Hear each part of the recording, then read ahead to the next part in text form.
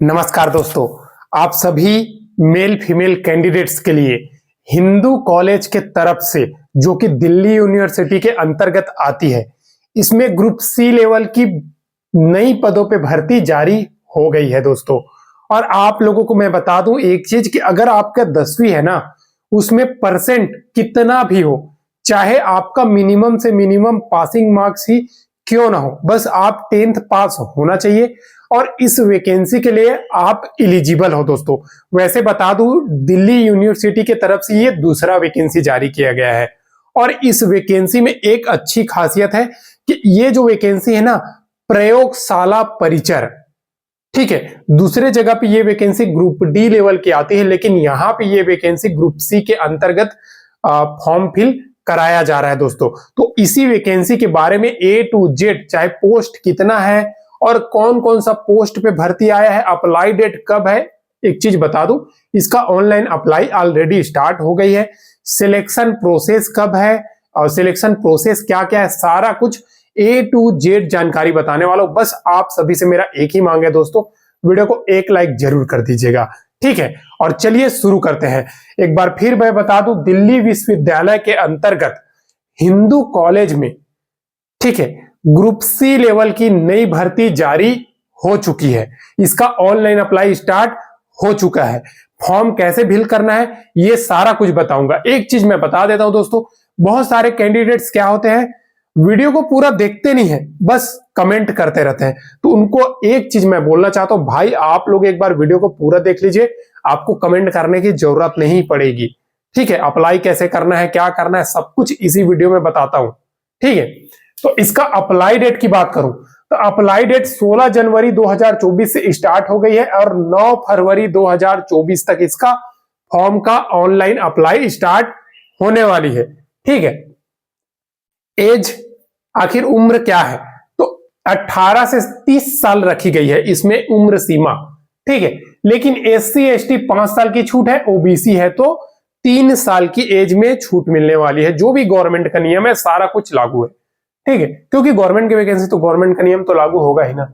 उसके बाद फीस कितना रखी गई है, तो एक चीज मैं बता दूं, देखिए जो भी यूनिवर्सिटी से जितना भी वैकेंसी आती है, नॉन टीचिंग पोस्ट हो या टीचिंग पोस्ट हो, सब में फीस लगती है, ठीक है। तो इसमें भी नॉन टीचिंग पोस्ट है ये, तो जनरल में 500 रुपए फीस है, OBC और EWS के कैंडिडेट है तो 300 रुपए फीस है। लेकिन SC ST और फीमेल कैंडिडेट या फिर आप PH यानी कि PWD कैंडिडेट हो तो आपका जो फीस है 00। और ये फीमेल कैंडिडेट उन सभी फीमेल कैंडिडेट के लिए है जिनका कैटेगरी कुछ भी हो, चाहे जनरल हो यानी कि UR हो, चाहे OBC हो, चाहे फिर EWS हो, सारा के सारा मैं बता दूं दोस्तों, सभी का फीस जो है ना 00 है।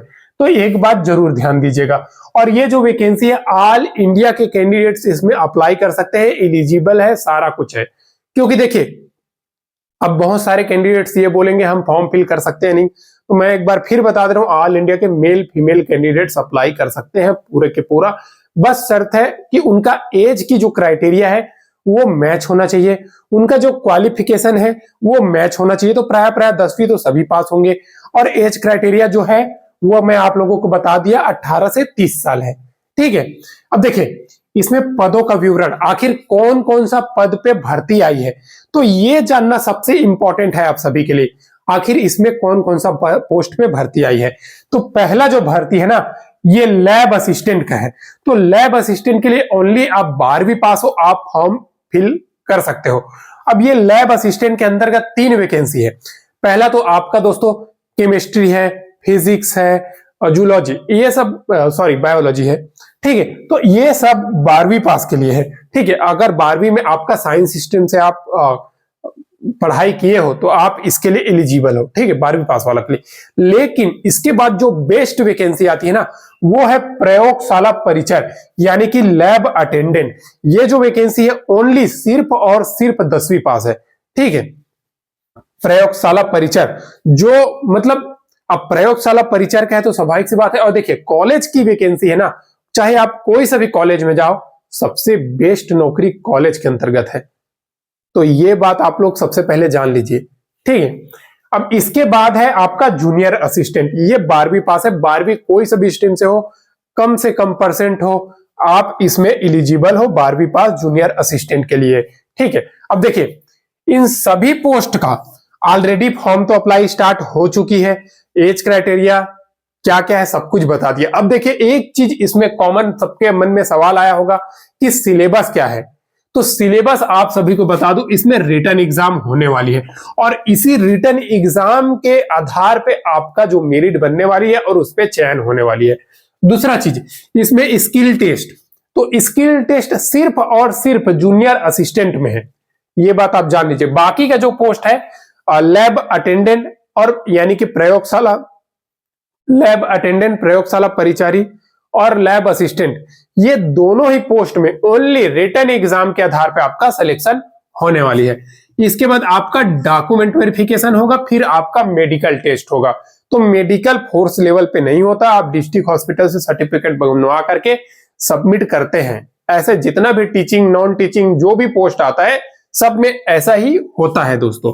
ठीक है, इसके बाद आखिरकार इसमें सिलेबस क्या है, तो सिलेबस देख लीजिए। प्रयोगशाला परिचर का मैं बता दे रहा हूं, तो प्रयोगशाला परिचर में आपका 150 क्वेश्चन आएगा, 300 नंबर का आएगा, 3 घंटा का आपके पास समय रहेगा दोस्तों। और इसमें जो सब्जेक्ट की बात करता हूं, तो सब्जेक्ट में पहला है साइंस, 60 क्वेश्चन रहेगा। दूसरा है जनरल अवेयरनेस, 20 क्वेश्चन रहेगा। तीसरा है रीजनिंग, 20 क्वेश्चन रहेगा।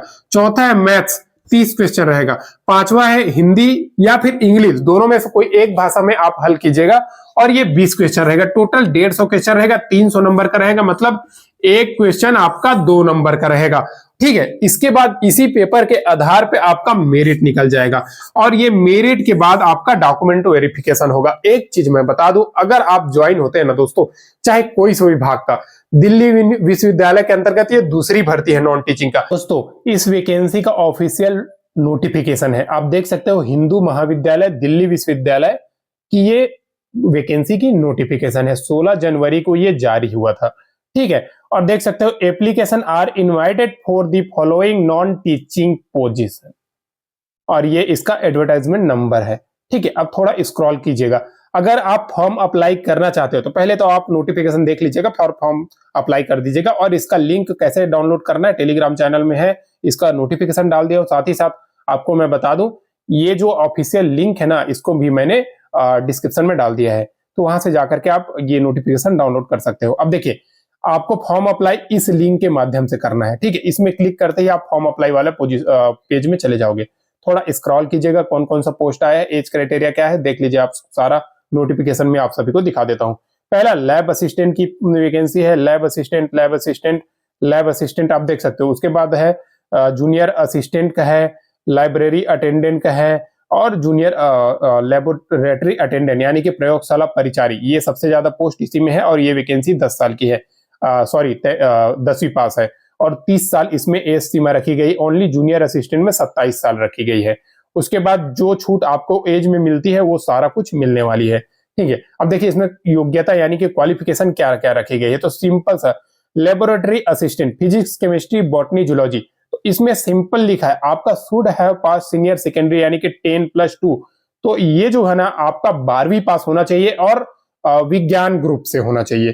ठीक है, या फिर आप ग्रेजुएट, मतलब कोई सा भी सब्जेक्ट से जो फिजिक्स केमिस्ट्री बॉटनी जूलॉजी उसमें से आप ग्रेजुएट हो, तो सिंपल सा बात है, आप साइंस ग्रुप से 12वीं पास हो वो ज्यादा बेटर है। ठीक है, इसके बाद इसमें जूनियर असिस्टेंट किया जाती है, तो ये ओनली 12वीं पास होना चाहिए और साथ ही साथ आपको टाइपिंग आना चाहिए। टाइपिंग आपका 35 वर्ड पर मिनट रहेगा, इंग्लिश का और हिंदी का आपका 30 वर्ड पर मिनट। तो जितने भी सेंट्रल की वैकेंसी रहती है वो सब में ऐसी होता है। उसके बाद प्रयोगशाला आपका परिचारी की वैकेंसी आ जाती है, तो प्रयोगशाला परिचारी की वैकेंसी ओनली 10वीं पास है, शुड हैव पास 10th, तो देख सकते हो, या फिर इसके समकक्ष, तो 10th पास हो आप एलिजिबल हो। देख सकते हो सारा कुछ इस वैकेंसी में ही बताया है। ठीक है, इस नोटिफिकेशन में ही बताया, आपको फॉर्म फिल करना कैसे है ये बता दिया। और उसके बाद कंप्लीट एडवर्टाइजमेंट यानी कि इस भर्ती का ये तो नोटिफिकेशन है जिसमें अप्लाई लिंक और कितना कितना पोस्ट वो जारी किया है। अब इसको कंप्लीट नोटिफिकेशन अगर आपको डाउनलोड करना है तो ये वाली लिंक है, आप देख सकते हो दोस्तों, इसमें क्लिक करना है।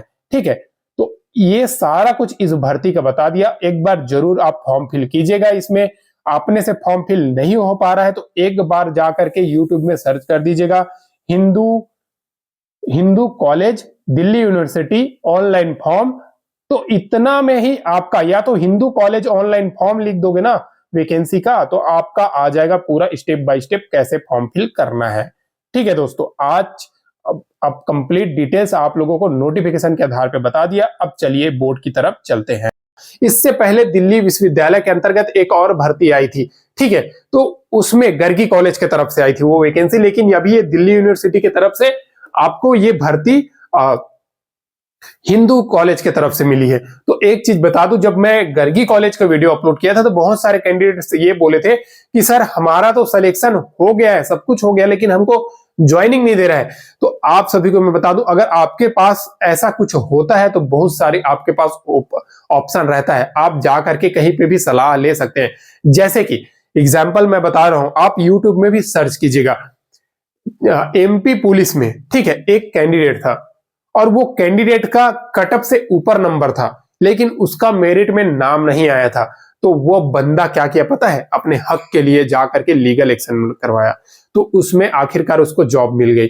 ऐसा आप भी कर सकते हो अगर आपके साथ ऐसा होता है। लेकिन प्राय अगर आपका मेरिट में नाम आ गया है ना भाई, डॉक्यूमेंट वेरिफिकेशन के लिए आपको बुलाया जाता है, तो आपको कोई नहीं रोक सकता आपका ज्वाइनिंग के लिए, क्योंकि आप आरटीआई लगा सकते हो, बहुत सारा सुविधा है। तो मतलब आप सभी के पास बहुत सारी ऑप्शन रहती है। अगर आपका डीवी में मेरिट में नाम आ गया है और आपको अगर ज्वाइनिंग नहीं दे रहा, तो ये सब अफवाह की बातें में आप ध्यान नहीं देना।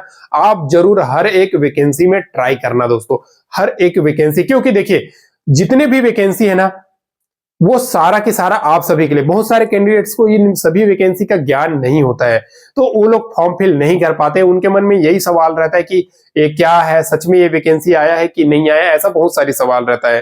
ठीक है, तो आप सभी को मैं हमेशा से यही चीज बोलते आया हूं कि हर एक वैकेंसी में ट्राई कीजिएगा। और ये जो वैकेंसी है ना, ये सब सीक्रेट वैकेंसी है, ठीक है, ज्यादा कैंडिडेट्स को पता नहीं चलता है। तो जरूर आप सब इस वैकेंसी में एक बार ट्राई कीजिएगा, ठीक है, क्या पता आपका सिलेक्शन हो जाए। अब चलिए आप लोगों को इसका कंप्लीट जानकारी दे दिया दोस्तों, नोटिफिकेशन भी दिखा दिया। आज के लिए बस इतना ही। किसी भी प्रकार का सवाल है तो कमेंट जरूर कीजिएगा। इसका अप्लाई लिंक बता देता हूं, तो इसका अप्लाई लिंक मैंने डिस्क्रिप्शन में डाला है, साथ ही साथ इसका नोटिफिकेशन टेलीग्राम चैनल में डाला है। आप जा करके वहां से भी नोटिफिकेशन डाउनलोड करके, या फिर आप लिंक दिया है ऑफिशियल वेबसाइट का, वहां से नोटिफिकेशन डाउनलोड करके, नोटिफिकेशन में ही इसका अप्लाई लिंक है, वहां से क्लिक करके फॉर्म अप्लाई कर सकते हो दोस्तों, एकदम आसान है। या फिर आप सीधा सीधा यूट्यूब में लिख सकते हो कि हिंदू कॉलेज में फॉर्म अप्लाई, ऑनलाइन अप्लाई, बस इतना ही सर्च कीजिए, आपके सामने में A to Z जानकारी आ जाएगी। ठीक है, आज के लिए बस इतना ही। फिर मिलते हैं दोस्तों नेक्स्ट वीडियो में नई गवर्नमेंट जॉब, नई सरकारी नौकरी के अपडेट के साथ। तब तक के लिए जय हिंद।